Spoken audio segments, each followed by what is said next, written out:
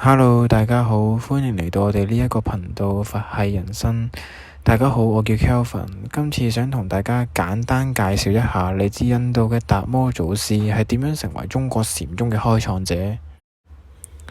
咁達摩係南印度香治國國王嘅三子，咁佢喺早年時期呢，就已經有意立志佛門。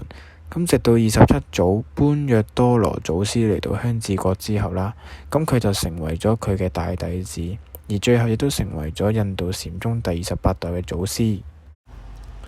而達摩祖師主要係喺天竺國弘揚佛法，佢希望可以將當時印度分裂咗嘅佛法思想統一起嚟，令到佛法可以喺印度重新振興。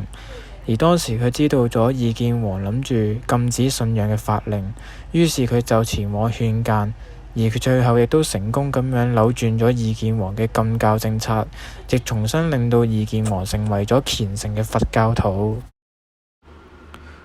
咁之後喺公元520年，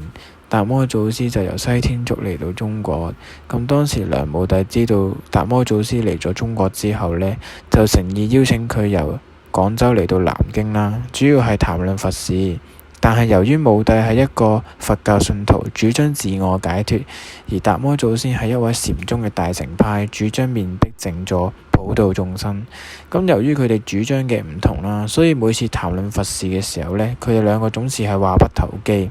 咁當時達摩祖師就認為南京唔係一個適宜久留嘅地方，於是就辭別咗梁武帝，自己一個人離開咗，然後就去到北魏。咁之後喺公元527年，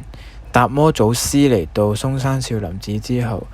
佢見到呢度群山環抱、森林茂密，就認為呢一度係一塊難得嘅佛門淨土。咁於是佢就將少林寺作為佢落職傳教嘅道場，廣集僧徒，守傳禪宗。從此之後呢，達摩就成為咗中國佛教禪宗嘅始祖啦。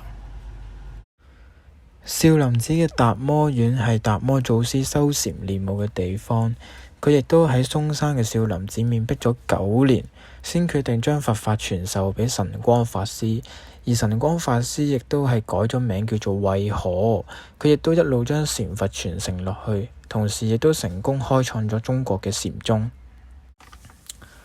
唔知大家有冇聽過立雪斷臂嘅故事？根據《靈騎師之記》嘅記載，神光法師希望得到達摩祖師傳教佛法，於是就去到嵩山少林寺嗰度一直等待達摩祖師，一等就等咗9年。有一日大雪，但係即使大雪，但係神光法師依然好虔誠咁樣等待達摩祖師。咁於是達摩祖師就同佢講話：如果想我傳授佛法，除非天降紅雪啦。咁於是神光法師就毫不猶豫咁樣將自己嘅左臂斬斷，而啲鮮血亦都染紅咗地下嘅積雪，同時亦都將自己嘅左臂捧到達摩祖師面前，希望可以得到佢嘅原諒同埋傳授佛法。就係咁樣，達摩祖師喺感動咗嘅情況下決定傳授佛法，而最後神光法師亦都改咗名做慧可，成為咗禪宗嘅二祖，一路將禪佛傳承落去。